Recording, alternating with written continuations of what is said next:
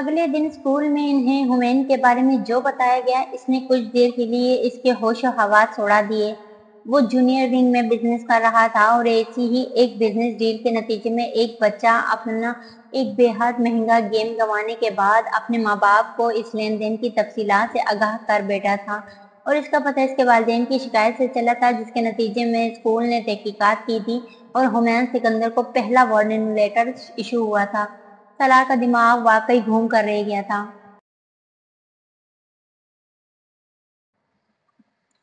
اس business کے آغاز کو بہت وقت نہیں گزرا تھا۔ بزنس کا آغاز اتفاقی تھا۔ اس کی کلاس میں اس کا ایک کلاس فیلو ایسا جوگز لے کر آیا تھا جنہیں دیکھ کر ہمین سکندر مچل گیا تھا۔ اماما نے ان برانڈڈ سنیکرز کی خواہش کو رد کر دیا تھا کیونکہ چند ہفتے پہلے ہمین نے نئے سنیکرز لیے تھے۔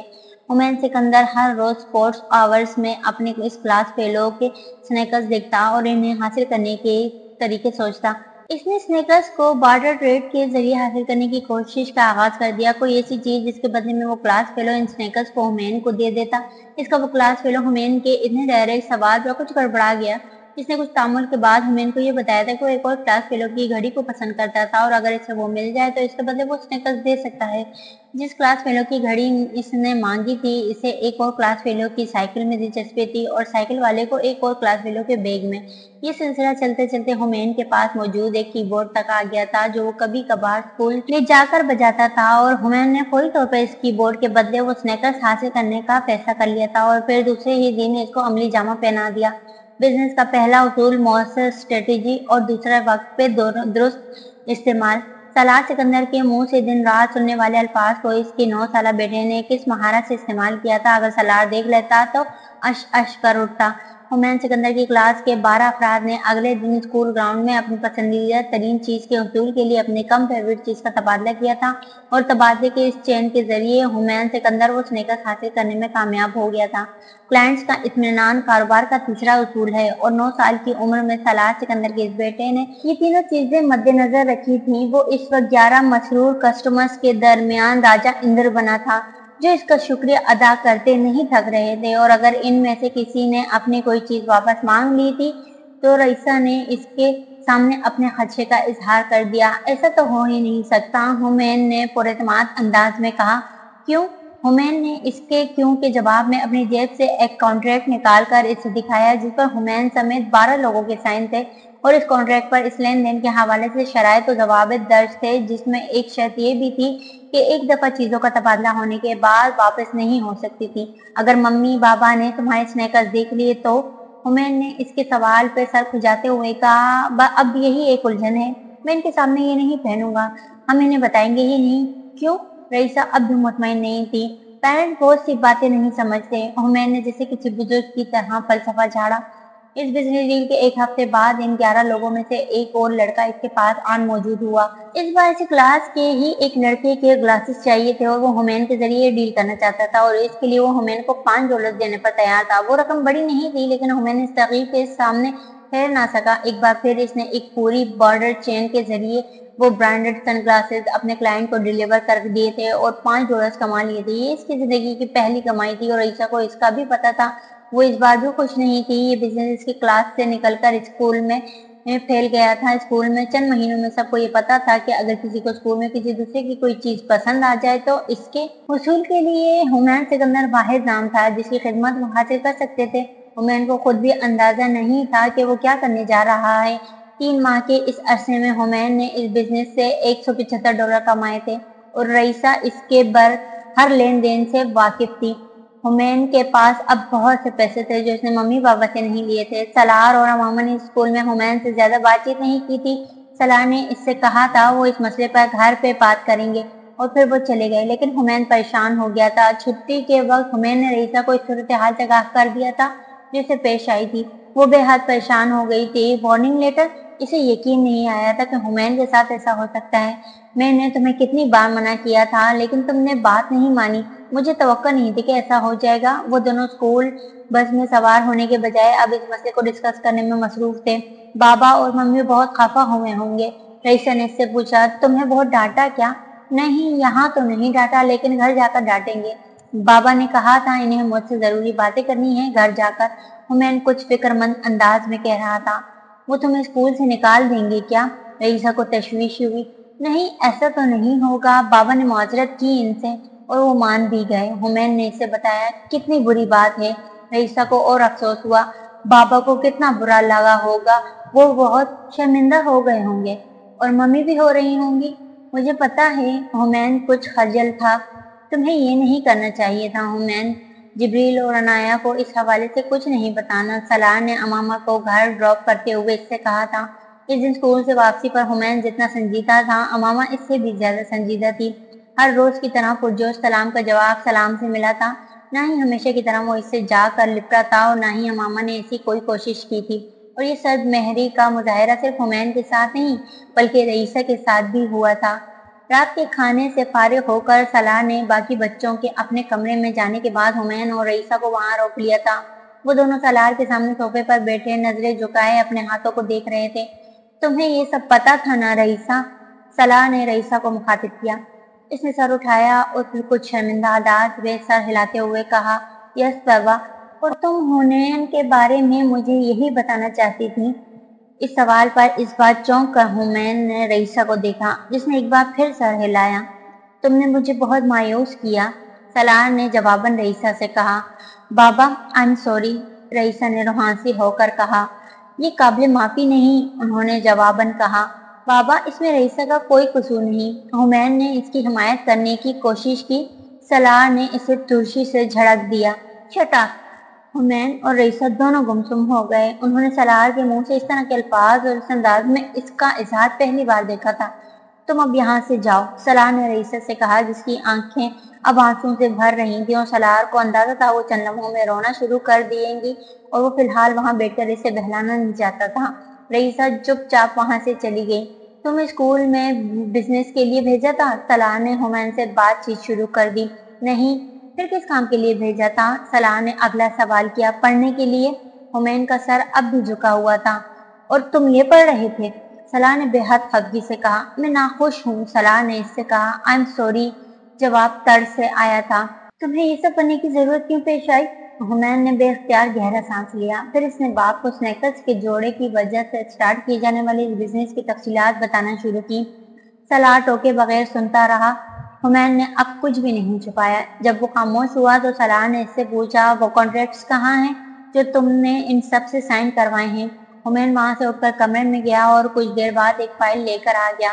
سالار نے فائل کھول کر اس کے اندر موجود معاہدے کی شقوں پر نظر ڈالی، پھر حمین سے پوچھا، یہ کس نے لکھی ہے؟ میں نے خود، اس نے جواب دیا۔ سالار اس معاہدے کو پڑھنے لگا۔ سالار متاثر ہوئے بغیر نہ رہ سکا۔ سالار نے فائل بند کی، پھر اس سے پوچھا، اور جو رقم تم نے ان سب سے لی ہے وہ کہاں ہے؟ میرے پاس، حمین نے جواب دیا۔ کچھ خرچ کی؟ سالار نے پوچھا۔ نہیں، اس نے کہا۔ سالار نے سر ہلایا اور فائل اسے دیتے ہوئے کہا، اب تم ایک لیٹر لکھو گے جس میں تم اپنے ان سب کلائنٹ سے معذرت کرو گے اور انہیں ان کی رقم اور چیزیں لوٹاؤ گے جو تمہارے پاس ہیں۔ اس کے بعد تم وہ ساری چیزیں ان سب لوگوں تک واپس پہنچاؤ گے جو تم نے ایکسچینج کی ہیں۔ حمین چند لمحے ساکت رہا، پھر سر ہلا دیا۔ اوکے، اور میں یہ کیسے کروں؟ اس نے سالار سے کہا۔ تم ایک بزنس مین ہو، تمہیں اگر وہ بزنس کرنا آتا تھا تو یہ بھی آنا چاہیے۔ سالار اٹھ کر کھڑا ہو گیا۔ اور پھر جب تم یہ کام ختم کر لو گے تو ہم دوبارہ بات کریں گے۔ تمہارے پاس ایک ہفتہ ہے۔ اسے وہاں بیٹھے بیٹھے اندازہ ہو گیا تھا کہ اس کا باپ اسے کس پریشانی میں ڈال گیا تھا۔ اس بزنس کا اگلا تجربہ حمین سکندر کی زندگی کا سب سے سبق آموز تجربہ تھا۔ وہ ایک ہفتے کے بجائے ایک دن میں یہ کام کرنا چاہتا تھا، لیکن اگلے ہی دن اسے پتہ چل گیا کہ سالار نے اس کام کے لیے اسے ایک ہفتہ کیوں دیا تھا۔ حمین سکندر اگلے دن اسکول اس بزنس کے ذریعے ہونے والے بزنس معاہدے کو ختم کرنے میں پہلی بار اسکول کے سب سے ناپسندیدہ اسٹوڈنٹ کے درجے پر فائز ہو رہا تھا۔ کامیابی انسان کو ایک سبق سکھاتی ہے اور ناکامی 10، لیکن حمین سکندر نے 15 سیکھے۔ بابا، I'm sorry، گاڑی سے اترتے ہوئے سالار کو دیکھ کر لپکتی ہوئی رئیسہ اس کے پاس آئی تھی۔ وہ رئیسہ کی پہلی غلطی تھی جس پر سالار نے اسے ڈانٹا تھا اور اسے کل سے یہ بات ہضم نہیں ہو رہی تھی۔ سالار نے اپنی اس منہ بولی بیٹی کو دیکھا جو پروانوں کی طرح اپنے ماں باپ کے گرد منڈلاتی پھرتی تھی۔ تمہیں پتا ہے تم نے کیا غلطی کی؟ سالار نے ایک دن کی خاموشی کے بعد اس کو معاف کرنے کا فیصلہ کر لیا تھا۔ یس، مجھے آپ کو اور ممی کو سب بتانا چاہیے تھا، رئیسہ نے اپنے گلاسز ٹھیک کرتے ہوئے سر جھکا کر کہا۔ اور سالار نے مزید پریدا، اور مجھے حمین کو سپورٹ نہیں کرنا چاہیے تھا۔ لیکن بابا، میں نے اس کو سپورٹ کبھی نہیں کیا، تم نے خاموش رہ کر اسے سپورٹ کیا۔ सलाह ने कहा। बाबा, मैंने इसे मना किया था लेकिन इसने मुझे कन्विंस कर लिया था। रईसा ने वजाहत दी। अगर इसने तुम्हें कन्विंस कर लिया था तो फिर तुम मुझे क्यों बताना चाहती थी? सलाह ने इसका हाथ अपने हाथों में लिया और कहा, तुम कन्विंस नहीं हुई थी, तुम्हारे दिल में था कि हुमैन ठीक काम नहीं कर रहा। रईसा ने सर हिला दिया। ये ज्यादा बुरी बात थी। तुम्हें पता था वो गलत काम कर रहा है लेकिन तुमने इसे करने दिया, छुपाया। वो मुझसे नाराज हो जाता बाबा, रईसा ने कहा। तो क्या होता? सलाह ने संजीदगी से कहा। मैं इसे नाराज नहीं कर सकती, इसने बेबसी से कहा। इसकी नाराजगी इससे बेहतर थी जितनी परेशानी वो अब उठाएगा। तुम्हें अंदाजा है स्कूल में कितनी शर्मिंदगी उठानी पड़ेगी इसे अब? रईसा ने एक बार फिर सर हिला दिया। वो तुम्हारा भाई है, दोस्त है, तुम इसे बहुत प्यार करती हो, मैं जानता हूँ, लेकिन अगर कोई हमें अजीज हो तो इसकी गलती हमें अजीज नहीं होनी चाहिए। वो सर हिलाते सुन रही थी और जहन नशी कर रही थी। सलाह खामोश हुआ तो रईसा ने सर उठाकर इससे पूछा, क्या अब मैं आपको अच्छी लगती हूँ बाबा? सलाह ने इसके गिर्द बाजू फैलाकर इसे सीने से लगाते हुए इसका सर चूमा। यस, रईसा खिल उठी। वो ऐसी ही थी, छोटी सी बात पर परेशान होने वाली, छोटी सी बात पे खुश हो जाने वाली। अनाया ने एरिक को खिड़की से देखा और देखती रह गई थी। अनाया किचन में काम करती अमामा इसे देर तक खिड़की से बाहर झांकते देखकर पुकारा था।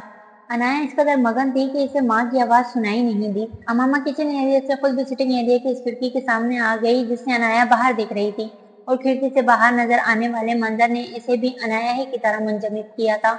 एरिक एक केकड़े की तरह अपने चारों हाथों और पैरों पर चल रहा था। वो चौपाई की तरह नहीं चल रहा था, वो अपने पुश के बल चल रहा था, अपने पेट ऊंचा किए, अपने दोनों हाथों के बल अपनी ऊपरी धड़ को उठाए, अपनी टांगे घुटनों के बल उठाए।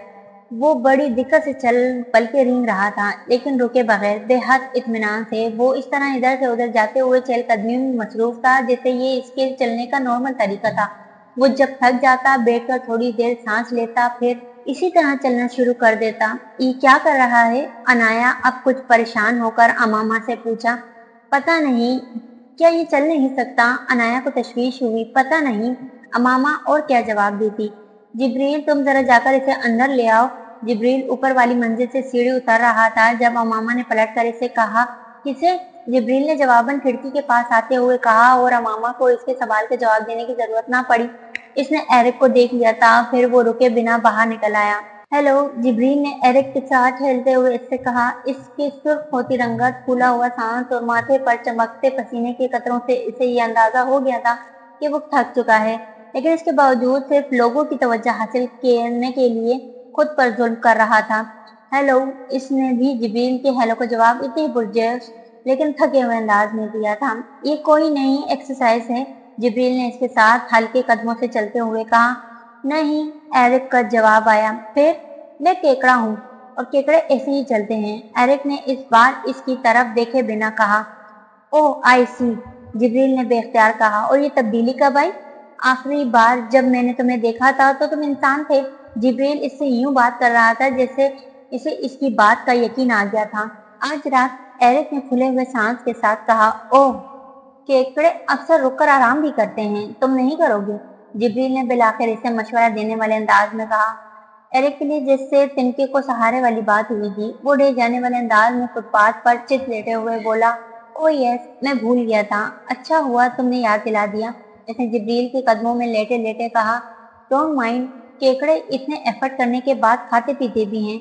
जिब्रील ने इसे अगली बात याद दिलाई। हाँ, मुझे भी खाने को कुछ चाहिए। एरिक की भूख वाकई इसकी बात से चमकी थी। इसके बाजू और कमर इस वक्त शल हो रहे थे। हमारे घर में केकड़ों की कुछ खुराक है, अगर तुम्हें इंटरेस्ट हो तो तुम जाके खा सकते हो, जिब्रील ने कहा। एरिक एकदम इसी तरह केकड़ा बने बने इसके साथ चलने लगा। जिब्रील रुका और इसने बड़ी शाइस्तगी से इससे कहा। मुझे अच्छा लगेगा अगर तुम कुछ देर के लिए दोबारा इंसान बन जाओ। मेरी मम्मी और बहन केकड़ों से बहुत डरती हैं।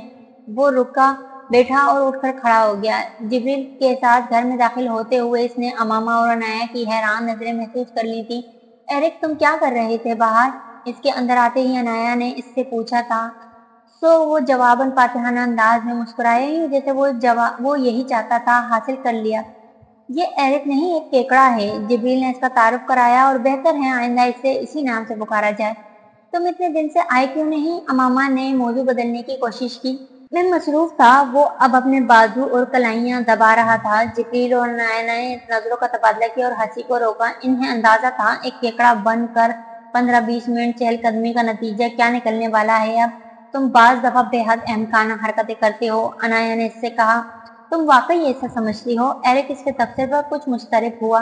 ہاں بالکل، ایرک کے چہرے پر اب کچھ مایوسی آئی۔ اگر تم ہمارے گھر کے اندر آنا چاہتے تھے تو اس کا سیدھا راستہ دروازے پر دستک دے کر اجازت مانگنا ہے، کیکڑا بن کر ہمارے گھر کے سامنے پھرنا نہیں۔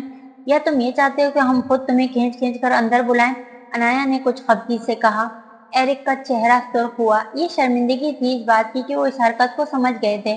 مسز سالار مجھے پسند نہیں کرتی، ایرک نے اس کی بات کے جواب میں امامہ کو دیکھتے ہوئے کہا۔ امامہ اسے دیکھ کر رہ گئی۔ اسے اندازہ نہیں تھا کہ اس کی پہلی بار سمجھانے کا اثر ایرک پر یہ ہوگا۔ خیر وہ تو ہم میں سے کوئی بھی نہیں کرتا، خاص طور پر میں۔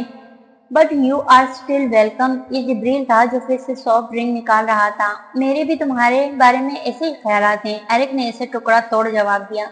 اوہ ریئلی؟ جبریل اسے زج کر رہا تھا۔ مسز سالار، میں فریج سے کوئی کولڈ ڈرنک لے سکتا ہوں؟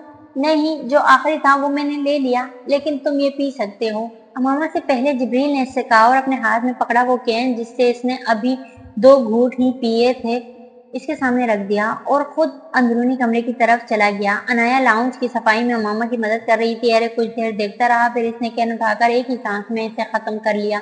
اگر مدد کی ضرورت ہو تو میں مدد کر سکتا ہوں، ایرک نے انہیں آفر کی۔ تمہارے بازو اب 2 دن تک کچھ اٹھانے کے قابل نہیں ہوں گے، اس لیے آرام کرو، ہم خود ہی کر لیں گے ایرک، امامہ نے جواباً اس سے کہا۔ میرا نام ایرک نہیں ہے، ایرک نے بے حد سنجیدگی سے امامہ کو جواب دیا۔ ہاں ہاں پتہ ہے، تمہارا نام اب کیکڑا ہے، عنایا نے ہوور چلاتے ہوئے مذاق اڑانے والے انداز میں کہا۔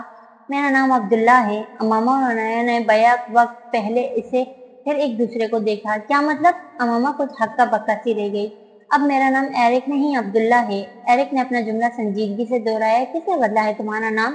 عنایا بھی دنگ تھی۔ میں نے خود، اس نے فخری انداز میں کہا۔ ایرک ایک بہت خوبصورت نام تھا، امامہ نے اس سے کہا۔ کیوں عنایا؟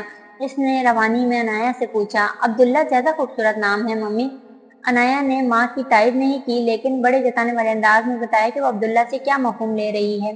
امامہ جس موضوع سے بچنا چاہتی تھی بات پھر وہیں آ گئی تھی۔ اس نام کا مطلب جانتے ہو؟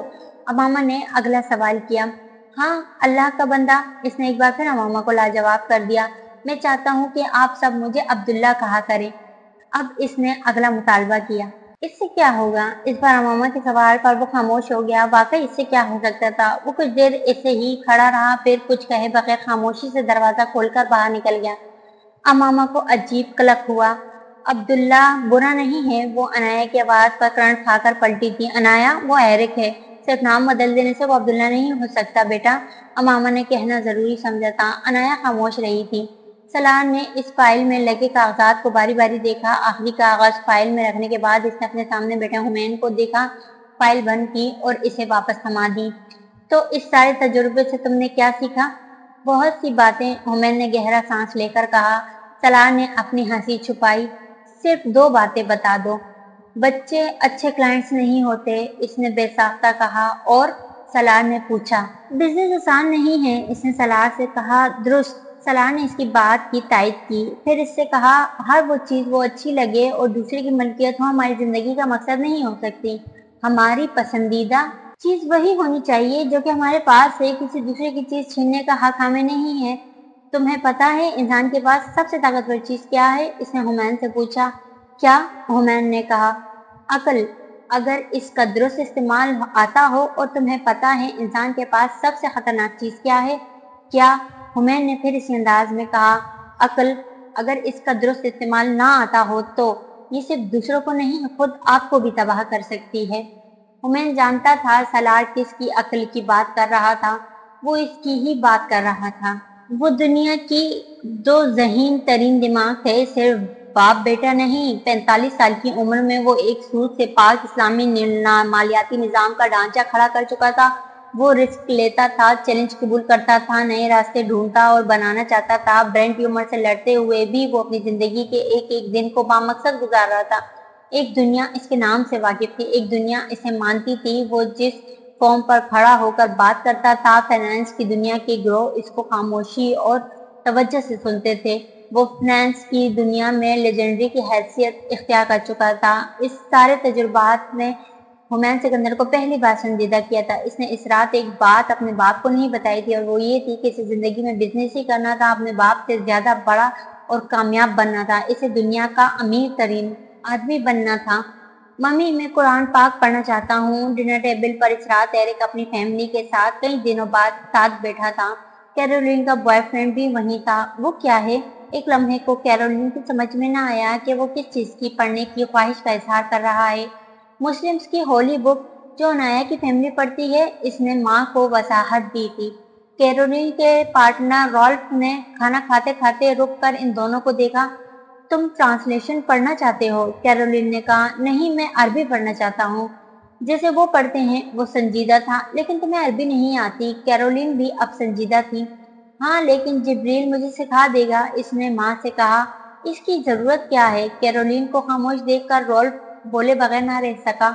یہ مسلمانوں کی ہولی بک ہے، تمہیں اس کو پڑھنے کے لیے ایک نئی زبان سیکھنے کی ضرورت نہیں، تم اس کی ٹرانسلیشن پڑھ سکتے ہو، اگر تمہیں ایک کتاب کے طور پر اسے پڑھنے میں دلچسپی ہے تو۔ اس نے رالف کی بات کا جواب دینے کی زحمت بھی نہیں کی۔ ممی، رالف کو مکمل طور پر نظر انداز کر کے اس نے سوالیہ انداز میں کیرولین کی طرف دیکھا۔ وہ ایک گہرا سانس لے کر رہ گئی۔ اس کے اور ایرک کے تعلقات آج کل جس نوعیت کے تھے، اس میں یہ بڑی بات تھی کہ وہ کسی کام کے لیے اس سے اجازت مانگ رہا تھا، ورنہ یہ کوئی کام کر کے بھی اسے بتانے کی زحمت نہیں کرتا تھا۔ تمہاری اسٹڈیز متاثر ہوں گی ایرک۔ کیرولین کو جو واحد مسئلہ تھا، اس نے اس کا ذکر کیا۔ وہ متاثر نہیں ہوگے، آئی پرومس۔ اس نے فوراً ماں کو یقین دہانی کرا دی۔ اوکے، ٹھیک ہے، لیکن اگر تمہاری اسٹڈیز متاثر ہوئی تو میں تمہیں روک دوں گی۔ ایرک کا چہرہ کھل اٹھا۔ تم کب جاؤ گی جبریل کے پاس قرآن پڑھنے؟ کیرولین نے پوچھا۔ ہفتے میں 2 بار، ایرک نے کہا۔ ٹھیک ہے، وہ جیسے مطمئن ہوئی۔ آپ جبریل کی ممی کو فون کر کے بتا دیں کہ آپ نے مجھے اجازت دے دی ہے، ایرک نے کہا۔ ٹھیک ہے، میں فون کر دوں گی، کیرولین نے کہا۔ ایرک شکریہ ادا کرتے ہوئے کھانا کھا کر اٹھ کھڑا ہوا۔ تم بے وقوفی کر رہی ہو، اس کے وہاں سے جاتے ہی رالف نے بے حد ناخوش انداز میں کیرولین سے کہا۔ کیسی بے وقوفی؟ وہ سمجھتے ہوئے بھی نہ سمجھی۔ تمہارا بیٹا پہلے ہی تمہارے لیے درد سر بنا ہوا ہے، اور تم اسے قرآن پاک اور عربی سیکھنے بھیج رہی ہو تاکہ وہ انتہا پسند ہو جائے، وہ بھی ایک مسلمان خاندان کے پاس۔ کیرولین ہنس پڑی تھی۔ تم اس خاندان کو جانتے نہیں ہو رالف، میں 3.5 سال سے جانتی ہوں، نیبرز ہیں ہمارے۔ جیمز کی موت کے بعد انہوں نے ہمارا بہت خیال رکھا۔ میں مارک اور سبل کو اکثر ان لوگوں کے پاس چھوڑ کر جاتی تھی، وہ ایرک کو کچھ برا نہیں سکھائیں گے، سکھانا ہوتا تو اسے میری اجازت کے بنا بھی سکھانا شروع کر دیتے۔ مجھے کیسے پتا چلتا؟ کیرولین کہہ رہی تھی۔ تم پھر بھی یہ سوچ لو، میں نہیں سمجھتا کہ یہ ایک اچھا فیصلہ ہے، ایک ڈسٹرب بچے کو قرآن پڑھانا۔ وہ اگر مسلمانوں کی طرح تشدد پسند ہو گیا تو؟ رالف کے اپنے خدشات تھے۔ ایرک اس اجازت کے اگلے ہی دن دوبارہ امامہ اور سالار کے گھر پہنچ گیا، جبریل کے پاس قرآن پاک کا آغاز کرنے۔ وہ ایک دن پہلے اسی طرح جبریل کے پاس گیا تھا، وہ اس وقت قرآن کی تلاوت کر رہا تھا۔ ایرک اس کے پاس جا کر بیٹھ گیا تھا اور پھر اس کے پاس اتنی دیر تک بیٹھا رہا کہ جبریل کو بالآخر تلاوت ختم کر کے اس سے پوچھنا پڑا تھا کہ وہ وہاں کسی کام سے تو نہیں آیا تھا۔ میں بھی ایسے ہی قرآن پاک پڑھنا اور سیکھنا چاہتا ہوں جسے تم پڑھ رہے ہو، اس نے جبریل کو جواب دیا۔ وہ اس کی شکل دیکھ کر رہ گیا۔ میری تو یہ مذہبی کتاب ہے، اس لیے پڑھ رہا ہوں میں، تم پڑھ کر کیا کرو گے؟ اس نے ایرک کو سمجھانے کی کوشش کی۔ مجھے دلچسپی ہے جاننے میں اور مجھے اچھا لگتا ہے جب تم تلاوت کرتے ہو، ایرک نے جواباً کہا۔ تم انٹرنیٹ پر ٹرانسلیشن پڑھ سکتے ہو، یا میں تمہیں دے دوں گا ایک انگلش ٹرانسلیشن، اور تمہیں تلاوت اچھی لگتی ہے تو تم وہ بھی وہاں سے ڈاؤن لوڈ کر سکتے ہو۔ تمہیں اس کے لیے قرآن پاک کی تلاوت سیکھنے کی ضرورت نہیں، جبریل نے نرمی سے اسے جیسے راستہ دکھایا تھا۔ لیکن میں ٹرانسلیشن نہیں پڑھنا چاہتا، اور میں تلاوت سننا نہیں، خود کرنا چاہتا ہوں جیسے تم کرتے ہو۔ ایرک اب بھی مصر تھا۔ یہ بہت لمبا کام ہے ایرک، ایک دن میں نہیں ہو سکتا۔ جبریل نے اسے ڈالنے کی کوشش کی، وہ نہ ٹلا۔ کتنا لمبا کام ہے؟ ایرک نے پوچھا۔ تمہیں تو کئی سال لگ جائیں گے۔ اوہ، تو کوئی مسئلہ نہیں، میرے پاس بہت وقت ہے، ایرک نے مطمئن ہو کر کہا۔ جبریل عجب مشکل میں پڑ گیا تھا۔ تم سب سے پہلے اپنی ممی سے پوچھو، جبریل نے بالآخر کہا۔ ممی کو کوئی ایشو نہیں ہوگا، مجھے پتا ہے، اس نے جبریل کو یقین دلانے کی کوشش کی۔ اگر انہیں کوئی ایشو نہیں ہوگا تو انہیں یہ بات ممی سے یا مجھ سے کہنی ہوگی۔ جبریل اس کی یقین دہانی سے متاثر ہوئے بغیر بولا۔ میں اپنے لیے کچھ بھی فیصلہ کر سکتا ہوں، مجھے ہر کام ممی سے پوچھنے کی ضرورت نہیں، ایرک نے اس سے کہا۔ तुम अभी छोटे हो एरिक और ज्यादा समझदार भी नहीं। जब तक तुम 18 साल के नहीं हो जाते तुम्हें अपने हर काम मम्मी से पूछ कर करना चाहिए और ये कोई बुरी बात नहीं। जिब्रील ने इसे समझाया था। बिल आखिर एरिक ने हार मान ली और अगले दिन माँ की इजाजत के साथ आने का कहा। अमामा के लिए कैरोलिन की फोन कॉल एक सरप्राइज थी। इसने बड़े खुशगवार अंदाज में इससे बातचीत करते हुए अमामा को इस इजाजत के बारे में बताया था जो इसने एरिक को दी थी और अमामा हैरान रह गई। इसे एरिक और जिब्रील के दरमियान होने वाली गुफ्तगू का इल्म नहीं था। मम्मी मुझे यकीन था ना वो अपनी मम्मी से बात करेगा ना ही वो इसे इजाजत देंगी। जिब्रील ने माँ के इख्तिसार पर इसे बताया। लेकिन अब इसकी मम्मी ने मुझे कॉल करके कहा है कि इन्हें कोई एतराज नहीं है, तो अब क्या करें? अमामा ने कहा। क्या करना है? वो हंस पड़ा। कुरान पाक सिखाऊंगा इसे अब, जिब्रील ने माँ से कहा था। इसे अपने जवाब पे अमामा के चेहरे पे खुशी नजर नहीं आई। आपको परेशानी की बात किस बात की है? जिब्रील ने जैसे माँ को कुरेदने की कोशिश की। अमामा इससे कह न सकी कि इसे सारा मसला अनाया की वजह से हो रहा है। मुझे कोई मसला नहीं है, जो भी होता है अल्लाह की मर्जी से ही होता है और जो कुछ हम बदलने पे कादिर नहीं है। ठीक है, एरिक ने तुमसे कुरान पाक सीखना चाहता है तो तुम इसे सिखाओ। अमामा ने बिलाखिर जिसे हथियार डाल दिए। 11 साल की उम्र में कुरान पाक से एरिक का वो पहला बाकायदा तारुफ था। इससे पहले वो इस किताब का सिर्फ नाम जानता था, जनरल नॉलेज के तौर पे। वो सलार और अमामा के घर जाकर मुसलमानों के करीब हुआ था और जिब्रील की तिलावत सुन सुनकर वो कुरान पाक से मुतासर होना शुरू हो गया था। वो जबान और वो तिलावत इसे जैसे किसी फैंटेसी में ले जाती थी। जिस दिन इसने जिब्रील से कुरानी कायदे का पहला सबक लिया, इस रात इसने ऑनलाइन कुरान पाक का पूरा इंग्लिश तर्जुमा पढ़ लिया था। वो किताबें पढ़ने का शौकीन और आदी था और इसने कुरान को भी एक किताब के तौर पर पढ़ा था। बहुत सारी चीजों को समझते हुए, बहुत सी चीजों को ना समझते हुए, बहुत सी बातों से मुतासिर होते हुए, बहुत से अहकामात से उलझते हुए, बहुत सारे वाकयात को अपनी किताब बाइबल से मुंसलिक करते हुए जिब्रील को हैरत नहीं हुई थी जब अगले दिन एरिक ने इसे कुरानी कायदे का सबक बिल्कुल ठीक ठीक सुनाया था। लेकिन वो ये जानकर खामोश जरूर हो गया था कि एरिक ने एक रात में बैठकर कुरान पाक का पूरा तर्जुमा पढ़ लिया था। इसका फायदा क्या हुआ? जिब्रील ने इससे पूछा। किस चीज का? कुरान पाक पढ़ने का? एरिक ने इसके सवाल की वजाहत चाहिए। हाँ, जिब्रील ने जवाब दिया। एरिक को कोई जवाब नहीं सूझा। इसका ख्याल था कि जिब्रील इससे मुतासिर होगा। वो मुतासिर नहीं हुआ था, उल्टा इससे सवाल कर रहा था। फायदा तो नहीं सोचा मैंने तो बस तजस्सुस में पढ़ा है कुरान पाक, एरिक ने कहा। तो अब तुम्हारी क्या राय है कुरान पाक के बारे में? अब भी सीखना चाहते हो? जिब्रील ने इससे पूछा। हाँ, अब और भी ज्यादा, एरिक ने कहा। मुझे ये बेहद इंटरेस्टिंग लगी है। जिब्रील इसकी बात पे मुस्कुराया था। मुकद्दस किताबों को सिर्फ पढ़ लेना कोई बड़ी बात नहीं होती, जिब्रील ने इससे कहा था। इसे पढ़ने के साथ साथ इस पे अमल भी जरूरी है। एरिक इसको बगौर देखते हुए इसकी बात सुन रहा था। इस दिन जिब्रील ने इसे दूसरा सबक कुरानी कायदे का नहीं दिया था। इसने इसे दूसरा सबक एक अच्छा इंसान बनने के हवाले से दिया था। कोई भी ऐसी चीज जिसका ताल्लुक अल्लाह से है और फिर जो हम सीखते हैं तो फिर इस दिन हमारे अंदर दूसरों के लिए कुछ ज्यादा बेहतरी आनी चाहिए ताकि नजर आने के हम कोई खास चीज सीख रहे हैं। वो सारे सब्जेक्ट को जो हम स्कूल में पढ़ते हैं और जो हम वहाँ सीखते हैं वो हमारी पर्सनैलिटी पर असरअंदाज नहीं होते। वो सिर्फ तब हमारे काम आते हैं जब हम एग्जाम्स देना हो, जॉब करनी हो या बिजनेस करना हो। किताबें हमें बाइल्म बनाती हैं, बाअमल हमें सिर्फ वो किताब बना सकती है जो अल्लाह ताला इंसान को सिर्फ बाअमल करने के लिए उतारी है। एरिक इसकी बात बड़ी तवज्जो से सुन रहा था। बाबा ने मुझसे कहा था कि अगर हम अच्छे इंसान ना बन सके तो इबादत करने और मजहब के बारे में पढ़ने का कोई फायदा नहीं, क्योंकि मजहब और मजहबी किताबें अल्लाह ने सिर्फ एक मकसद के लिए उतारी हैं कि हम अच्छे इंसान बनकर रहें, एक दूसरे के हकूक़ व फ़राइज़ का ख्याल रखें, खास तौर पर इनका जो हमारी जिम्मेदारी है, जैसे तुम्हारे छोटे बहन भाई, तुम्हारी मम्मी तुम्हारी जिम्मेदारी है। जिब्रील बड़ी जहानत से गुफ्तगू को इस मौजू की तरफ मोड़ रहा था जिसमें वो एरिक से बात करना चाहता था। तो अब तुमने देखना है कि जिस दिन तुम कुरान पढ़कर जाते हो इस दिन तुम्हारे अंदर क्या तब्दीली आती है। इस दिन तुम अपनी फैमिली के लिए और दूसरों के लिए क्या अच्छा काम करते हो। जिब्रील ने जिसे इसे चैलेंज कर दिया था। मैं कोशिश करूंगा, एरिक ने वो चैलेंज कबूल कर लिया था। फिर इसने जैसे इसकी मदद मांगी। तो आज मैं घर जाकर क्या करूं? तुम आज ऐसा काम मत करना जिससे तुम्हारी मम्मी अपसेट होती हैं, जिब्रील ने इससे कहा। एरिक कुछ खजल हुआ।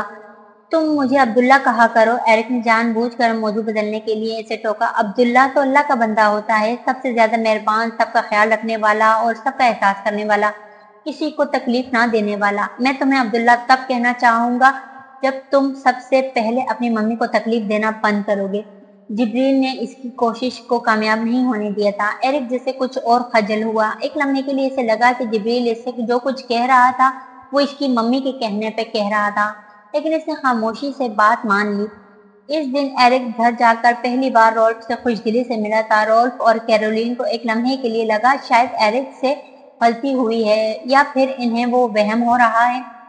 اس نے پہلی بار رولف سے خوش مزاجی کا مظاہرہ کیا تھا۔ ایرک رکے بغیر وہاں سے چلا گیا۔ رولف اور کیرولین ایک دوسرے کو حیرانی سے دیکھا تھا۔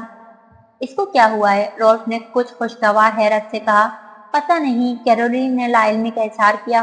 وہ پہلی تبدیلی نہیں تھی جو ایرک میں آئی تھی، وہ آہستہ آہستہ مزید تبدیل ہوتا گیا۔ قرآن پاک کا سبق اب ہر روز وہ لینے جایا کرتا تھا۔ اگر کبھی جبریل نہ ہوتا تو حمین یا امامہ اسے سبق پڑھا دیتے، لیکن ایرک کو یہ اعتراف کرنے میں نہیں تھا کہ جیسے جبریل اسے پڑھاتا تھا وہ ویسا کوئی بھی نہیں پڑھا سکتا تھا۔ اس گھر میں ایرک کی جڑیں اب زیادہ گہری اور مضبوط ہو گئی تھی، امامہ کی تمام تر احتیاط کے باوجود۔ جبریل لوگوں کو نہ سمجھ میں آنے والے انداز میں متاثر کرتا تھا۔ 13 سال کی عمر میں اس کا ٹھہراؤ عام بچوں کے برعکس تھا۔ سالار کی بیماری نے امامہ کے ساتھ اسے بھی بدل دیا تھا۔ اس نے امریکہ میں سالار کی سرجری اور اس کے بعد وہاں امامہ کے قیام کے دوران تینوں چھوٹے بہن بھائیوں کی پرواہ کسی باپ کی طرح کی تھی۔ سکندر اور طیبہ سالار کے بچوں کی تربیت سے پہلے بھی متاثر تھے، لیکن ان کی غیر موجودگی میں جبریل نے جس طرح ان کے گھر پر اپنے بہن بھائی کا خیال رکھا تھا وہ ان کو مزید متاثر کر گیا تھا۔ ایک 10 سالہ بچے کئی مہینے اپنے کھیل کود اپنی سرگرمیاں بھلا بیٹھا تھا، اور یہی وہ وقت تھا جب جبریل ذہنی طور پر بھی بدلنا شروع ہو گیا تھا۔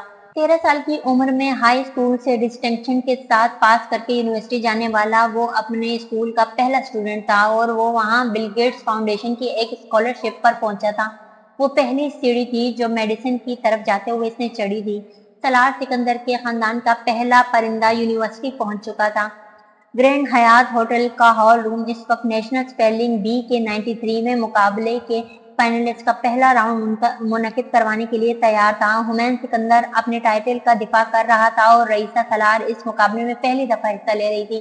رئیسہ اس وقت اسٹیج پر اپنے پہلے لفظ کے بولے جانے کے انتظار میں تھی۔ رئیسہ نے پوچھا جانے والا لفظ بہت غور سے سنا۔ وہ لفظ غیر مانوس نہیں تھا، وہ انہی الفاظ میں شامل تھا جس کی اس نے تیاری کی تھی، کرسٹالوجی۔ اس نے زیر لب اس لفظ کو دہرایا، پھر بنا آواز کے ہجے کیے، اور پھر بالآخر اس نے اس لفظ کو ہجے کرنا شروع کیا، CRUSTACOLOGY۔ رئیسہ نے بے یقینی کے عالم میں اس گھنٹی کو سنا تھا جو لفظ غلط ہونے پر بجتی تھی۔ اس کا رنگ پھک ہوا تھا، لیکن اس سے زیادہ حمین سکندر کا، جسے اس کے بولنے کے دوران ہی اندازہ ہو گیا تھا کہ اس نے کیا غلطی کی تھی۔ ہال میں امامہ اور سالار جبریل اور عنایہ کے ساتھ عجیب سی کیفیت میں بیٹھے تھے۔ وہ اس کی توقع بہت پہلے سے کر رہے تھے۔ رئیسہ کا فائنل راؤنڈ تک پہنچنا بھی ان کے لیے ناقابل یقین ہی تھا۔ اس نے اپنی صلاحیتوں سے بڑھ کر وہ پہلا مکہ تھا جو رئیسہ نے سیدھا منہ پہ کھایا تھا۔ حمین اس سے کچھ کرسیوں کے فاصلے پر تھا، ان کے درمیان کچھ اور فائنلسٹ تھے، لیکن اس کے باوجود اس نے اٹھ کر رئیسہ کی کرسی پر آ کر اس کا کندھا تھپکا تھا۔ حمین سکندر اسٹیج پر اب پہلے لفظ کے لیے کھڑا تھا اور اس کا استقبال تالیوں کے ساتھ ہوا تھا۔ وہ اگر پچھلے سال ڈارلنگ آف دی کراؤڈ نہ تھا تو اس سال بھی وہ ہاٹ فیورٹ کے طور پر مقابلے میں کھڑا تھا۔ پچھلے سارے راؤنڈز اس نے مشکل ترین الفاظ کو حلوے کی طرح بوجھا تھا۔ ڈگنیٹی اس کا لفظ بولا جا رہا تھا، وہ حمین سکندر کے لیے ایک اور حلوہ تھا۔ وہ اس سے زیادہ مشکل اور لمبے الفاظ کے ہجے کر چکا تھا۔ رئیسہ نے بھی زیر لب کئی دوسرے فائنلسٹ کی طرح وہ لفظ ہجوں کی طرح درست طور پر ادا کیا، VIGNETTE۔ بیل بجی، ہال میں سکتہ ہوا، پھر سرگوشیاں ابھریں، پھر پروناؤنسر نے درست اسپیلنگ ادا کیا۔ حمین نے سر جھکا کر جسے اپنی غلطی کا اعتراف کیا اور اپنی کرسی کی طرف چلنا شروع کیا۔ وہ اس مقابلے کا پہلا اپسیٹ تھا۔ پچھلے سال کا چیمپئن اپنے پہلے ہی لفظ کو ہجے کرنے میں ناکام رہا تھا۔ ہال میں بیٹھے سالار، امامہ اور جبریل اور عنایہ بیک وقت پریشانی کی ایک عجیب کیفیت سے گزرے تھے۔ وہ ایک ہی راؤنڈ میں رئیسہ کی ناکامی دیکھ کر حمین کی کامیابی میں تالیاں نہیں بجانا چاہتے تھے اور انہیں بجانی بھی نہیں پڑی تھی، لیکن حمین سے لفظ نہ پوچھنا غیر متوقع تھا۔ لیکن انہیں یہ انداز نہیں تھا اس دن انہیں وہاں بیٹھے مقابلے کے آخر تک اسی صورتحال کا سامنا کرنا پڑے گا۔ رئیسہ اگلے 2 لفظ بھی نہ بھول سکی تھی اور حمین سکندر بھی۔ وہ دونوں فائنل مقابلے کے ابتدائی مرحلے میں ہی مقابلے سے آؤٹ ہو گئے تھے۔ رئیسہ کی یہ پرفارمنس غیر متوقع نہیں تھی، لیکن حمین سکندر کی ایسی پرفارمنس اس رات ایک بریکنگ نیوز تھی۔ پچھلے سال کا چیمپئن مقابلے سے آؤٹ ہو گیا تھا اور حمین کے چہرے کا اطمینان ویسا ہی تھا جیسے اسے کوئی فرق ہی نہ پڑا ہو۔ وہ دونوں مقابلے سے बाहर होने के बाद अपने माँ बाप के पास आकर बैठ गए थे। दोनों ने इन दोनों को थपका था, तसल्ली दी थी। ये ही काम जिब्रील और अनाया ने भी किया था। बहुत अच्छे, उन्होंने अपने छोटे बहन भाई का हौसला बांधा था। उन्होंने इस साल के नए चैंपियन को भी देखा था और इन इनामात के ढेर को भी जो इस पर निछावर किए जा रहे थे। रईसा का गम जैसे कुछ और भी बढ़ा। वो सलार सिकंदर का नाम रोशन ना कर सकी थी जैसे इनके बड़े बहन भाई करते थे। वो इन जैसी नहीं थी। इसे शदीद एहसास कमतरी हुआ। वो सब इससे बेहतर शक्ल सूरत के थे, इससे बेहतरीन ज़हनी सलाहियत रखते थे। वो किसी भी तरह इनका मुकाबला नहीं कर सकती थी। इनके घर में लाने वाले ट्रॉफीज मेडल्स में इसका बहुत थोड़ा हिस्सा था। आज पहली बार वो रंजीदा हुई थी। तुम उदास हो, ये हुमैन की सरगोशी थी जो इसने गाड़ी में होने वाली सबकी गुफ्तगू के दरमियान इसके कान में की थी।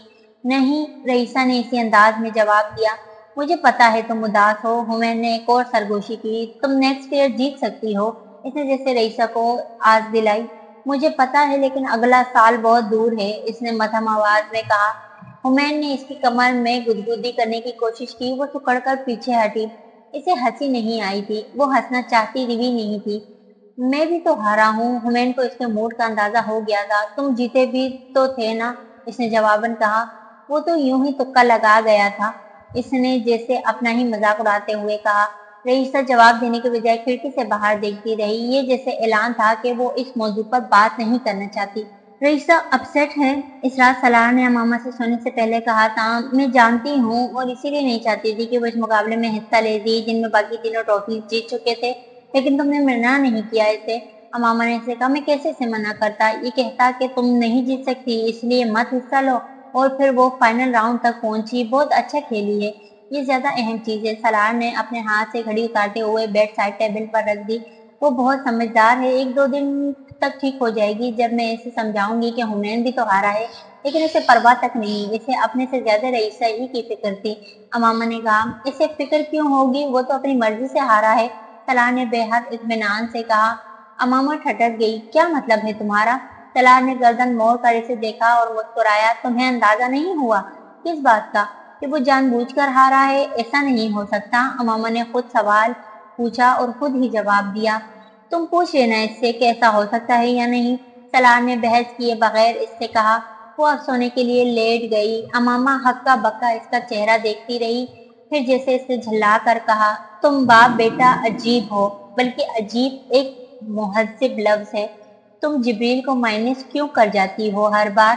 सलार ने इसे छेड़ा। शुक्र है वो हुमैन और तुम्हारी तरह नहीं है, लेकिन मेरी समझ में नहीं आ रहा हुमैन क्यों इस तरह करेगा। वो अब उलझी हुई थी। रईसा के लिए, सलार ने जवाबन इससे कहा, और मुझे इस पर फख्र है। इसने आंखें बंद करके करवट ली और साइड टेबल लैंप ऑफ कर दिया। वो गलत नहीं कहती थी, वो दोनों बाप बेटा ही अजीब थे। रईसा, तुम सो क्यों नहीं रही?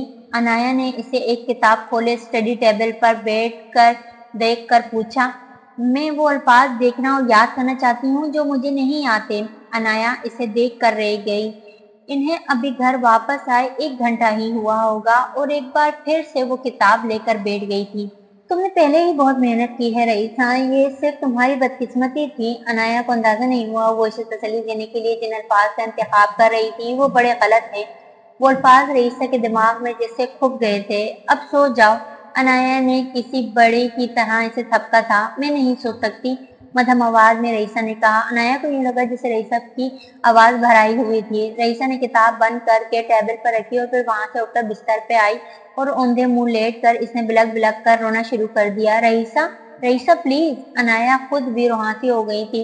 रईसा छोटी छोटी बात पे रोने वाली बच्ची नहीं थी। इसे यह अंदाजा नहीं था कि रईसा अपनी बदकिस्मत होने पर रो रही थी। तुम क्या कर रहे हो इस वक्त? अमामा लाउंज में होने वाले खड़खड़ाहटों को सुनकर रात के इस वक्त बाहर निकल आई थी। वो इस वक्त ताज्जुद के लिए उठी थी। जिब्रील इस वीकेंड पर घर आया हुआ था और कई बार वो भी रात के स्पेयर पढ़ने के लिए जागता और फिर कुछ न कुछ खाने के लिए किचन जाता, मगर इस बार इसका सामना हुमैन से हुआ था।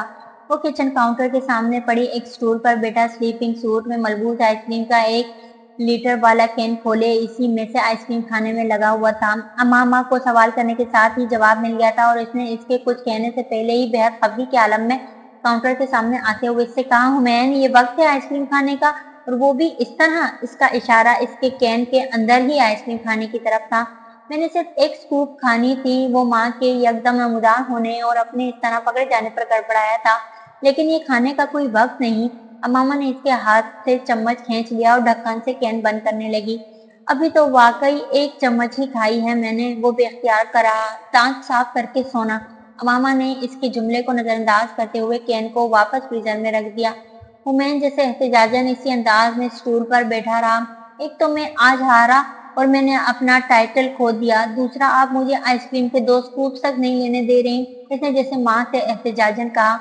वो चंद लम्हों के लिए काउंटर के दूसरी तरफ खड़ी इसकी आंखों में आंखें डाले से देखती रही। फिर इसने मध्यम आवाज में कहा, टाइटल तुमने अपनी मर्जी से खोया है, तुम्हारी अपनी चॉइस थी ये। हुमैन को जैसे करंट लगा था। वो माँ को देखता रहा। फिर इसने कहा, Who told you that? ये जरूरी नहीं, अमामा ने कहा। ऑल राइट, मुझे पता है, इसने माँ से नजरें मिलाए बगैर कहा। किसने? अमामा पूछे बगैर नहीं रह सकती। बाबा ने, इसका जवाब खटाक से आया था। वो दोनों बाप बेटा एक दूसरे की हाथ की पुश की तरह जानते थे। बहुत गलत काम था, तुम्हें ये नहीं करना चाहिए था। अमामा ने जैसे इसे मलामत करने की कोशिश की। तुमने ये क्यों किया? अमामा को पूछना पड़ा। आप जानती हैं मम्मी।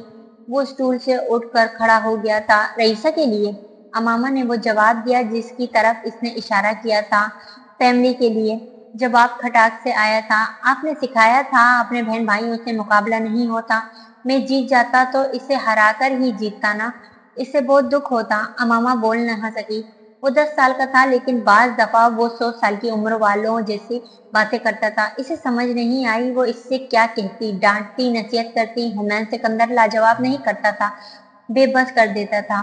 Good night. वो अब वहां से चला गया था। अमामा इसे जाता हुआ देखती रही। उन सब का इसके बारे में ये ख्याल था कि हुमैन सिर्फ अपने बारे में सोचता था। वो लापरवाह था, हसास नहीं था, ना ही दूसरों का ज्यादा एहसास करता था। बड़ों के बाज ख्यालात और बाज अंदाजे बच्चे बड़े गलत मौके पर गलत साबित करते हैं। अमामा चुपचाप खड़ी इसे जाता देखती रही। सलार ने ठीक कहा था, इसे अपनी औलाद का फख्र हुआ था। बाबा, आप रईसा से बात कर सकते हैं, अनाया ने 1-2 दिन बाद सलार से कहा। वो इस वक्त अभी ऑफिस से वापस आया था और कुछ देर में इसे फिर कहीं जाने के लिए निकलना था। जब अनाया इसके पास आ गई थी और इसने बिना तमहीद इससे कहा, किस बारे में? सलार ने जिससे कुछ हैरान होकर पूछा। फौरी तौर पर इसके ध्यान में ऐसी कोई बात नहीं आई थी जिस पर इसे रईसा से बात करनी पड़ती। स्पेलिंग की बी की वजह से। अनाया इसको बताया कि वो अपसेट है। वही शुरू किया, मैं इसको समझा रही हूँ, लेकिन मुझे लगता है मेरी बात इसमें हिस्सा लेना चाहती है और वो हर स्पेलिंग बी समझ नहीं आ रही। वो दोबारा रोज रात को बैठकर तैयारी करती है और मुझे भी कहती है कि मैं इसकी तैयारी करवाऊं। अनाया अब इसे तफसील से मसला समझा रही थी। पहले तो हुमैन तैयारी करवा रहा था उसे। सलार को याद आया, हाँ, हुमैन और मैंने दोनों ने करवाई थी, लेकिन अब वो मुझसे कहती है, लेकिन मुझे नहीं पता, I don't mind doing that, कि मैं उसे तैयारी करवाऊं कि इसे दोबारा हिस्सा लेना चाहिए या नहीं। फिर अभी तो 1 साल पड़ा है। इस मुकाबले में इसे अपनी स्टडीज पर ज्यादा ध्यान देना चाहिए। अनाया धीमे लहजे में बाप को सब बताती गई थी। सलार को गलती का एहसास हुआ। इन्हें रईसा से फौरी तौर पर बात करनी चाहिए थी। ये इनकी गलत फहमी थी कि वो 1 आध दिन में ठीक हो जाएगी। इसे भेजो, इसने अनाया से कहा। वो चली गई। सलार ने अपनी घड़ी देखी। इसके पास 20 मिनट थे घर से निकलने के लिए। वो कपड़े पहले ही तब्दील कर चुका था और अब कुछ फाइल्स देख रहा था। रईसा और अनाया अमामा की निस्बत इससे ज्यादा करीब थी। इन्हें जो भी अहम बात करनी होती थी वो अमामा से पहले सलाह से करती थी। बाबा, दरवाजे पर दस्तक देकर रईसा अंदर दाखिल हुई थी। आओ बेटा। सोफे पर बैठे हुए सलार ने इस्तिकबालिया अंदाज में अपना एक बाजू फैलाया था। वो इसके करीब सोफे पर आकर बैठ गई। सलार ने इसे सोफे से उठाकर सामने पड़ी सेंटर टेबल पर बिठा दिया। वो कुछ जज्बस हुई थी, लेकिन इसने एहतजाज नहीं किया। वो दोनों अब बिल्कुल आमने सामने थे। सलार कुछ देर के लिए खामोशी से इसे देखता रहा। गोल शीशों वाली ऐनक से इसे देखते हुए वो हमेशा की तरह बेहद तवज्जो से इसकी बात सुनने की मुंतजिर थी। इसके घने स्याह बालों में बंधा हुआ रेन थोड़ा ढीला था, जो इसके कंधों से कुछ नीचे जाने वाले बालों को गुद्दी से लेकर सर के बालों के दरमियान तक बांधे हुए था, लेकिन एक तरफ ढलका हुआ था। माथे पर आने वाले बालों को रोकने के लिए रंग बिरंगे हेयर रिबन्स से इसका सर भरा हुआ था। ये अनाया का कारनामा था। रईसा को हेयर रिबन्स पसंद थे।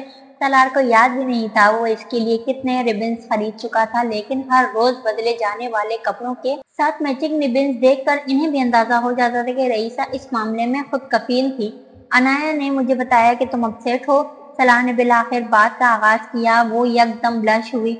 नहीं नहीं तो, इसने गड़बड़ाकर सलार से कहा। सलार इसे देखता रहा। रईसा ने चंद लम्हे इसकी आंखों में देखने की कोशिश की, फिर नजरें चुरा ली। फिर जैसे कुछ मदाखिलाना अंदाज में हथियार डालते हुए कहा, I am not very upset, just a little bit. इसने अब सर झुका लिया था। And Y is that? Salaar ने जवाबन पूछा। Because I am very unlucky, इसने बेहद हल्की आवाज में कहा। सलार बोल ही नहीं सका। इसे इससे इस जुमले की तवक्को नहीं थी। डेट्स सो रॉन्ग टू से रईसा। सलार सीधा बैठे बैठे आगे को झुक गया। वो अब कोहनियां अपने घुटनों पर टिकाए इसके दोनों हाथ पकड़े हुए था। इसके हाथों पर आंसुओं के कतरे गिरे थे। वो सर झुकाए बाप के सामने बेटी अब रो रही थी। इसके ग्लासेस धुंधले हो गए थे। सलार को तकलीफ हुई। ये पहला मौका था इसने रईसा को इस तरह रोते देखा था। अनाया बात बात पर रो पड़ने वाली थी, रईसा नहीं। आई एम, वो हिचकी के दरमियान कह रही थी। No you are not. Salaar ने इसके ग्लासेस उतारते हुए इन्हें मेज पर रखा और रईसा को उठाकर गोद में बिठा लिया। वो बाप की गर्दन में बाजू डाले इसके साथ लिपटी हुई रो ही आज पा रही थी। सलार कुछ कहे बगैर कंसोल करने वाले अंदाज में इसे थपकता रहा। Spelling B, I let you down Baba, I am. हिचकियों के दरमियान इसने रईसा को कहते सुना। बिल्कुल भी नहीं रईसा, सलार ने इसे कहा। I am proud of you. अमामा बिल्कुल इसी लम्हे कमरे का दरवाजा खोलकर अंदर आई थी और वहीं ठटक गई थी। सलार ने होंठों पर उंगली के इशारे से इसे खामोश रहने का कहा था। मैंने इतनी मेहनत की थी, लेकिन मैं कभी हुमैन, जिब्रील भाई और अनाया आपी नहीं हूँ। लकी की तरह कुछ भी नहीं जीत सकती, क्योंकि मैं इसके सीने में मुंह छुपाए अपने दिल की भड़ास निकाल रही थी। सलार की तरह अमामा को भी अजीब तकलीफ हुई थी इसकी इस बात से। वो सोफे पर आकर सलार के बराबर बैठ गई थी। कॉफी का वो मग इसने टेबल पर रख दिया जो वो सलार देने आई थी। ये सलार नहीं था, अमामा थी, जिसने रईसा पर जान दूर करने के लिए इसे बोलने लर्निंग एबिलिटीज मारी थी। इसकी और दुरुस्त बोलने सिखाना के लिए, इसे पढ़ना लिखना सिखाने के लिए। सलार क्या था? अमामा ने इसकी जिंदगी बदल दी थी और इसका अडॉप्ट में सिर्फ इससे ख्याल था। अब सब कुछ ठीक था, लेकिन वो फर्क जो वो अपने आप में और इन तीनों में देख रही थी, इसने इन दोनों को ही परेशान किया था। वो रोने धोने के बाद अब खामोश हो गई थी। सलार ने इसे खुद से अलग करते हुए कहा, इनफ। रईसा ने गीले चेहरे के साथ सर हिलाया। इसके बाल एक बार फिर बेतरतीब थे। रेन एक बार फिर ढीला हो चुका था। सलार से अलग होते हुए इसने अमामा को देखा और जैसे कुछ और नादिम हुई। सलार ने इसे एक बार फिर टेबल पर बिठा दिया। तुम्हें क्यों लगता है वो तीनों लकी हैं और तुम नहीं? सलार ने इसके बाद इसके गीले ग्लासेस उठाकर टिश्यू से इसके शीशे रगड़ते हुए इससे पूछा। क्योंकि वो जिस चीज में हिस्सा लेते हैं जीत जाते हैं, मैं नहीं जीतती। वो एक बार फिर रंजीदा हुई। वो एग्जाम्स में मुझसे अच्छे ग्रेड्स लेते हैं, मैं कभी A+ नहीं ले सकती। मैं कोई भी ऐसा काम नहीं कर सकती जो वो नहीं कर सकते, लेकिन वो बहुत से ऐसे काम कर सकते हैं जो मैं नहीं कर सकती। एक्सीलेंट थी, लेकिन इसका तजुर्बा अबव एवरेज। 8 साल की वो बच्ची नहीं होते, सब कुछ कर जाते। लकी दुनिया में सिर्फ हर मुकाबला जीतने वाले वो होते हैं जिन्हें ये पता चल जाए कि वो लकी नहीं होते। लकी वाले करें और फालतू कामों एक्सेल्स किस काम में अच्छे हैं और फिर वो इस काम में जाया ना करें। वो अब इसे समझा रहा था। रईसा के आंसू एनर्जी में अपने थम चुके थे। वो अब बाप का चेहरा देख रही थी। You have done exceptionally well. मैं इतना ही अच्छा परफॉर्म कर सकती थी। वहाँ कुछ स्पेलिंग भी, लेकिन बस तुम बच्चे ऐसे होंगे जो तुमसे ज्यादा अच्छे थे और उन्होंने तुम्हें हरा दिया। लेकिन इन दर्जनों बच्चों का सोचो जिन्होंने तुम्हें हरा कर फाइनल राउंड में पहुंची थी। क्या है वो क्या ये सोच लें कि वो हमेशा हारते रहेंगे? सलार अनलकी वो भी इससे पूछ रहा था। रईसा ने बेख्तियार सर नफी में हिलाया। नहीं रहे एक्सेप्शनल। हुमैन, जिब्रील और अनाया कभी स्पोर्ट्स में इतने जितने बहुत से दूसरे बच्चे हैं, इसलिए ये मत कहो वो सब कर सकते हैं। इस बार अमामा ने इसे समझाया। रईसा ने सर हिलाया। बात ठीक थी, वो स्पोर्ट्स में अच्छे थे, लेकिन वो स्पोर्ट्स में अपने स्कूल के सबसे नुमाया स्टूडेंट्स नहीं थे। तुम्हें अब ये देखना है कि तुम किस चीज में बहुत अच्छा कर सकती हो और फिर तुम्हें इसी चीज में दिल लगाकर काम करना है। कोई भी काम इसलिए नहीं करना कि वो जुब्रील, हुमैन और अनाया कर रहे हैं। सलार ने बेहद संजीदगी से कहा था। ये जरूरी नहीं होता कि सिर्फ A+ वाला ही जिंदगी में बड़े काम करेगा। बड़ा काम और कामयाबी तो अल्लाह की तरफ से होती है। तुम दुआ किया करो कि अल्लाह तुमसे बहुत बड़े काम करवाए और तुम्हें बहुत कामयाबी दे। रईसा ने इन ग्लासेस को ठीक किया जो सलार ने इसे लगाए थे। دیٹس تم رئیسہ ہو، حمین جبریل اور عنایا نہیں ہو، اور ہاں تم ان سے الگ ہو، اسپیلنگ الگ ہونا بہت اچھی چیز ہے رئیسہ، اور دا بیسٹ تھنگ زندگی اسپیل بی کا ٹائٹل جیتنے کا مقابلہ نہیں ہوتا جس میں کچھ لفظ جیتنے پر ہم خود کو لکی اور ان لکی سمجھیں۔ وہ اس کا ریبن دوبارہ باندھ رہا تھا بال ٹھیک کرتے ہوئے۔ اسکلز کرنے کے علاوہ بھی بہت سارے اسپیلز کو ورڈ زندگی میں ہیں، اور بھی آئیں گے اسکلز، ایک دو نہیں 50 100، اور تمہارے پاس بہت سارے، جس جگہ بھی جاؤ گی جو بھی کرو گی you will shine like a star. Raeesa کی آنکھیں، چہرہ اور ہونٹ بیک وقت چمکے تھے۔ لکی کون ہوتا ہے؟ وہ جس کی اچھائی اور پتہ ہے صحیح معنوں میں اخلاق والا لوگوں کو اسے یاد رکھنے پر مجبور کر دے، اور تم میری بہت اچھی اور لکی بیٹی ہو۔ وہ اب ٹیبل سے اتر کر باپ کے گلے لگی، بہت اخلاق والی تھی، جسے سمجھ آ گئی تھی کہ وہ اسے کیا سمجھانا چاہ رہا تھا۔ یس آئی ایم، اس نے بڑی گرمجوشی سے سلار سے کہا۔ اس سے الگ ہو کر وہ امامہ کے گلے لگی۔ امامہ نے اس کے ہیئر ریبنز نکال کر ایک ٹھیک کی تھی۔ سلار نے کافی کا ایک سپ لیا اور اسے ادھورا چھوڑ کر وہاں سے چلا گیا۔ اس سے تاخیر ہو رہی تھی۔ بابا مجھ سے خفا تو نہیں ہوئے نا؟ سلار کے جانے کے بعد رئیسہ نے امامہ سے پوچھا۔ نہیں خفا نہیں ہوئے، لیکن تمہارے رونے سے ہمارا دل دکھا، امامہ نے جواباً کہا۔ I am so sorry mummy, میں دوبارہ کبھی نہیں روؤں گی، اس نے امامہ سے وعدہ کیا۔ امامہ نے اسے تھپکا۔ تم میری بہادر بیٹی ہو، عنایا آپی کی طرح بات بات پر رونے والی تو نہیں۔ رئیسہ نے پرجوش انداز میں سر ہلایا۔ اس کے ماں باپ اسے سب سے زیادہ بہادر اور اخلاق والا سمجھتے تھے، اور یہ اسے پتہ ہی نہیں تھا۔ وہ بات چیت 8 سالہ رئیسہ کے ذہن پر نقش ہو گئی تھی۔ امامہ اور سلار کو دوبارہ کبھی اس کو ایسی کسی بات پر سمجھانا نہیں پڑا تھا۔ اسے اب یہ طے کرنا تھا کہ وہ کیا کر سکتی ہے جو اس کے باپ نے اسے ایکسل کام میں اچھی تھی، کس کام میں، کسی اور چیز میں انرجی وہ تھا جو یہ بوجھ لیتا، اور پھر اس نے لکی کہا تھا۔ اس لکی ضائع کرنے کے بجائے اسے ایک چیز میں لگاتا۔ رئیسہ نے بھی نئی تعریف پر پورا اترنے کی جدوجہد میں مصروف تھی۔ حمین سکندر کا انتخاب MIT کے اسپلیش پروگرام میں ہو گیا تھا۔ وہ اپنے اسکول کے اس پروگرام کے لیے منتخب ہونے والا پہلا اور واحد بچہ تھا۔ اس سے ہر سال غیر معمولی ذہانت کے حامل کچھ بچوں کو MIT پروگرام کے تحت دنیا کے اس ممتاز ترین یونیورسٹی میں چند ہفتے گزارنے اور وہاں پڑھانے والے دنیا کے قابل ترین اساتذہ سے سیکھنے کا موقع دیتی۔ یہ بہترین دماغوں کا اپنا ایک MIT کو ایک بے حد کم عمری میں ہی کھوجنے، پرکھنے اور چننے کا عمل تھا۔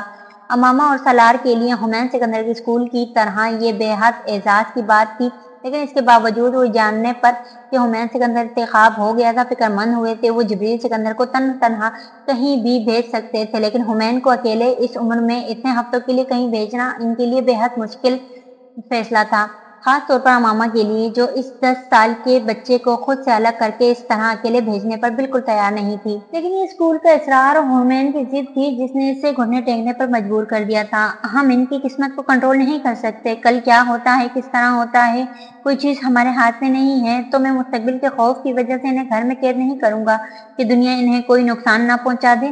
سلار نے واضح طور پر اسے کہا تھا۔ اسے جانے دو، دیکھنے اور کھوجنے دو دنیا کو، ہماری تربیت اچھی ہوگی تو کچھ نہیں ہوگا اسے، اس نے امامہ کو تسلی دی، اور وہ بھاری دل سے مان گئی تھی۔ حمین سکندر 10.5 سال کی عمر میں پہلی بار MIT کی دنیا کو کھوجنے گیا تھا۔ ایک عجیب اور تجسس اور جوش و خروش کے ساتھ اسے MIT سے زیادہ اسے اس بات پر ایکسائٹمنٹ ہو رہی تھی کہ وہ کہیں اکیلا جا رہا تھا کسی بڑے کی طرح۔ اسے گھر سے بھیجتے ہوئے ان سب کا خیال تھا وہ وہاں چند دن سے زیادہ نہیں رہ پائے گا اور واپس آ جائے گا، ہوم سک رہ پائے گا، ایڈجسٹ نہیں ہوگا، ضد کرے گا۔ ان کی توقعات بالکل غلط ثابت ہوئی، ایسا بالکل ثابت نہیں ہوا۔ حمین سکندر وقتی طور پر ہی صحیح لیکن وہاں جا کر وہ سب کچھ بھول گیا تھا۔ وہ دنیا تھی اور دنیا نے اسے 10.5 سال کے بچے کو بری طرح فیشنیٹ کیا تھا۔ اس دنیا میں ذہانت واحد شناختی علامت تھی اور وہ بے حد ذہین تھا۔ وہاں سے واپس آتے ہوئے وہ اپنے باپ کے لیے یہ خوشخبری میں لینے آنے والا دنیا کا ذہین ترین دماغ قرار دیا گیا تھا۔ اسپلیش بھی لایا گیا تھا 125 کی ذہانت رکھنے والے صرف چند بچوں میں سے ایک جنہوں نے اس پروگرام کو اس شناخت کے ساتھ اٹینڈ کیا تھا اور اپنی صلاحیتوں کے حساب سے ان بچوں میں سرفہرست حمین سکندر کو نہ صرف اس کی ذہنی بلکہ ان بچوں میں MIT صلاحیتوں کی وجہ سے سنگل آؤٹ کیا گیا تھا، بلکہ مستقبل کے ذہین ترین MIT میں بھی سرفہرست رکھا تھا جن کی پرورش دماغوں کی کھوج کے پروگرام کے تحت کرنا چاہتی تھی۔ اور حمین بے حد خوش تھا اس سبب کے اغراض و مقاصد سے پوری طرح باخبر نہ ہونے میں بجائے MIT باوجود وہ صرف اسی بات پر خوش تھا کہ اسے اب بار بار کے مواقع ملنے والے تھے، کیونکہ اس ادارے نے کچھ منتخب بچوں کے لیے کچھ پروگرامز میں شرکت اوپن کر دی تھی۔ یہ ان بچوں کی MIT ہر سال تھی۔ مجھے ہر سال وہاں جانا ہے۔ اس نے گھر آتے ہی کھانے پر ماں باپ کو اطلاع دی تھی، جنہوں نے اس کی بات کو زیادہ توجہ سے نہیں سنا تھا۔ اگر کسی چیز پر سالار سکندر نے غور کیا تھا تو وہ یہ تھی کہ وہ اتنے دن ان سے الگ رہنے کے باوجود بے حد خوش اور مطمئن تھا۔ نہیں کیا، میں نے وہاں بہت انجوائے کیا۔ اس نے مس نہیں، میں نے کسی کو اپنی ازلی طاقت کا مظاہرہ کرتے ہوئے امامہ کی ایک بات کے جواب میں اعلان کیا تھا اور وہ دونوں اسے دیکھ کر رہ گئے تھے۔ وہ بڑا ہوتا اور ایسی بات کرتا تو زیادہ غور نہ کرتے، لیکن وہ ایک بچہ تھا اور اگر کسی جگہ کے ماحول میں اس قدر مگن ہو گیا تھا کہ اسے اپنی اسٹرانگ فیملی بھی بھول گئی تھی اور وہ اپنے گھر اور گھر والوں سے ہونے کے باوجود انہیں بھول گیا تھا، تو یہ کوئی بڑا حوصلہ افزا باؤنڈنگ بات نہیں تھی ان دونوں کے لیے۔ آپ کو پتا ہے بابا، مجھے اگلے سال بہت ساری پریویلیج ملیں گی اور اس سے اگلے سال اور بھی زیادہ، پھر اس سے اگلے سال اس سے بھی زیادہ۔ وہ بے حد ایکسائٹمنٹ سے ان دونوں کو بتا رہا تھا، جسے وہ یہ پلان خود ہی کر کے آیا تھا کہ اسے وہاں ہر سال جانا تھا۔ آپ کو پتا ہے کسی بھی MIT میں اپلائی کے لیے سمر پروگرام میں اپلائی کر لیں گے، وہ اور مجھ سے کوئی فیس نہیں لیں گے۔ انرول کروں گا تو بلکہ مجھے وہاں سب کچھ فری ملے گا۔ اس کا خیال تھا اس کے ماں باپ اس خبر پر اس کی طرح ایکسائٹڈ ہو جائیں گے۔ وہ ایکسائٹڈ نہیں ہوئے تھے، وہ سوچ میں پڑ گئے تھے۔ تو بابا، آپ مجھے ہر سال وہاں بھیجا کریں گے نا؟ اس نے بالآخر سالار سے کہا، وہ جسے آتے ہی جانے کی یقین دہانی چاہتا تھا۔ اگلا سال بہت دور ہے ہومین، جب اگلے سال آئے گا تو دیکھا جائے گا، سالار نے گول مول انداز میں اس کی بات کا جواب دیتے ہوئے کہا۔ لیکن ہمیں پلاننگ تو ابھی سے کرنی چاہیے نا؟ وہ ہومین کو دیکھ کر رہ گیا۔ MIT، وہ پہلی بار کام کو پلان کرنے کی بات کر رہا تھا۔ یہ اس ننھے ذہن پر پہلا اثر تھا۔ میں نے سوچا ہے میں MIT سے ہی پڑھوں گا، اس نے جیسے باپ کو بتایا۔ بہت زیادہ۔ وہ دونوں ان کی بات سے محظوظ ہوئے۔ وہاں جانے سے پہلے تک وہ تعلیم میں دلچسپی نہ رکھنے کا اعلان کرتا رہتا تھا اور اس کو یقین تھا دنیا کا بڑا انسان وہ ہوتا ہے جو صرف ہائی اسکول تک پڑھے اور بس، اور وہ چونکہ خود بھی ایک بڑا انسان بننا چاہتا تھا تو وہ بھی صرف ہائی اسکول تک ہی پڑھنا چاہتا تھا۔ اور اس کے بعد؟ سالار نے اس سے پوچھا۔ اس کے بعد میں نوبل جیتوں گا، اس نے بے حد اطمینان سے کہا۔ ایوں کی بات کر رہا ہوں۔ وہ دونوں اس کا چہرہ دیکھ کر اسپیلنگ بی جیسے وہ گئے تھے۔ آپ کیا ڈھونڈ رہے ہیں پاپا؟ سالار نے بے حد نرمی سے سکندر عثمان سے پوچھا تھا۔ وہ 2 گھنٹے سے ان کے پاس بیٹھا، باتیں کرنے سے زیادہ ان کی باتیں سن رہا تھا۔ ان کی گفتگو میں اب الزائمر جھلکنے لگا تھا۔ وہ جملوں کے درمیان رک کر کسی لفظ کو یاد نہ آنے پر گڑبڑاتے، الجھتے، جھلاتے اور بھول جاتے، اور پھر وہ بات کرتے کرتے اٹھ کر کمرے میں ادھر ادھر جاتے ہوئے چیزیں اٹھا اٹھا کر دیکھنے لگے تھے، یوں جیسے انہوں نے کسی چیز کی تلاش تھی۔ سالار نے انہیں بالآخر ٹوک کر پوچھ ہی لیا تھا۔ یہیں رکھا تھا، انہوں نے سالار کے جواب میں کہا تھا۔ وہ اپنے بیڈ کے سائڈ ٹیبل کے پاس کھڑے تھے۔ سالار بہت دور صوفے پر بیٹھا ہوا تھا۔ کیا؟ سالار نے کریدا۔ ایک سگار باکس کامران نے بھیجا تھا، وہی دکھانا چاہتا تھا تمہیں، انہوں نے بے حد ایکسائٹڈ انداز میں کہا اور ایک بار پھر تلاش شروع کر دی۔ سگار باکس چھوٹی چیز نہیں تھی، وہ اس کے باوجود اسے تکیہ اٹھا اٹھا کر ڈھونڈتے رہے تھے۔ پتہ نہیں اس وقت اس کے ذہن میں ڈھونڈنے والی چیز کی کوئی شکل بھی تھی یا نہیں۔ وہ الزائمر کے اس مریض کو پہلی بار اس حالت میں مرض کے اثرات کے ساتھ دیکھ رہا تھا جو اس کا باپ تھا۔ شاید ملازم نے کہیں رکھا ہے، میں اسے بلاتا ہوں، انہوں نے بالآخر تھک کے کہا تھا۔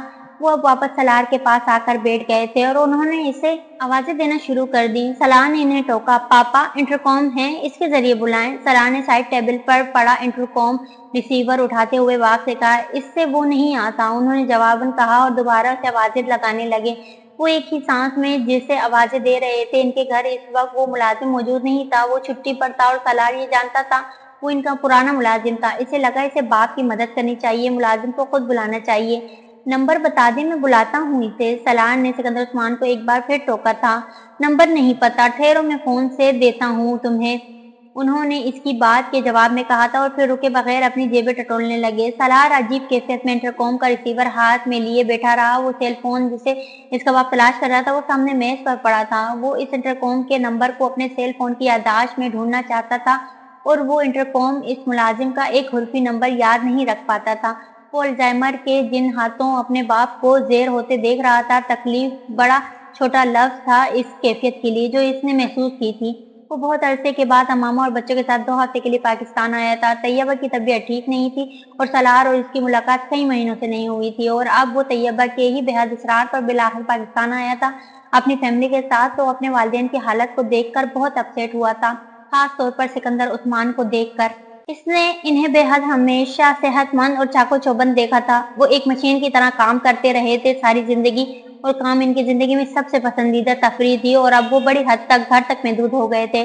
घर में सिकंदर उस्मान और नौकरों के अलावा कोई नहीं था। इस्लामाबाद में ही मुकीम सालार का बड़ा भाई अपनी फैमिली के साथ अपने घर में रहता था। वो सिकंदर उस्मान और तैयबा को अपने साथ तो रखने पर तैयार था, लेकिन वो इसकी बीवी बच्चे सिकंदर उस्मान के इस पुराने घर में शिफ्ट होने पर तैयार नहीं थे और तैयबा और सिकंदर उस्मान अपना घर छोड़कर बेटे के घर नहीं जाना चाहते थे। सलार समेत सिकंदर के तीनों बेटे बैरून मुल्क थे। बेटी कराची, वो घर जो किसी जमाने में अफराद खाना की चहल पहल से गूंजता था, अब खाली हो चुका था। सलार पहली बार सिकंदर उस्मान की बीमारी के इंकशाफ पर भी बेहद अपसेट हुआ था। वो इंकशाफ इस पर इसकी सर्जरी के कई महीनों बाद हुआ था, वो भी बेहद इत्तेफाकी अंदाज में, जब सिकंदर अपने एक तिब्बी मुआयने के लिए अमेरिका गए थे और सलार को इनकी बीमारी की तफसीलात का पता चला था। आपने मुझे क्यों नहीं बताया? इसे सिकंदर उस्मान से शिकायत की थी। उन्होंने जवाबन लापरवाह अंदाज में हंसते हुए कहा था, क्या बताता यार, मुझे अपनी बीमारी से ज्यादा तुम्हारी बीमारी का दुख है। मैं 70 का हो चुका हूँ, कोई बीमारी हो कितना जीऊंगा मैं। और इस उम्र में अल्जाइमर के बगैर भी कुछ याद नहीं रहता इंसान को। वो अपनी बीमारी को मामूल बनाकर पेश करने की कोशिश कर रहे थे, ऐसे जैसे ये कोई चीज ही नहीं थी। और अब वो ही बीमारी इनके सामने इसके बाप की याददाश्त को घुन की तरह खाने लगी थी। तो दोस्तों, कहानी अभी जारी है। अगर आपको कहानी पसंद आ रही है तो कहानी को लाइक, और जिन दोस्तों ने अब तक मेरे चैनल को सब्सक्राइब नहीं किया, वो मेरे चैनल को सब्सक्राइब करके बेल आइकन दबा दें ताकि आने वाले अगले हिस्से की नोटिफिकेशन आप तक पहुंच जाए।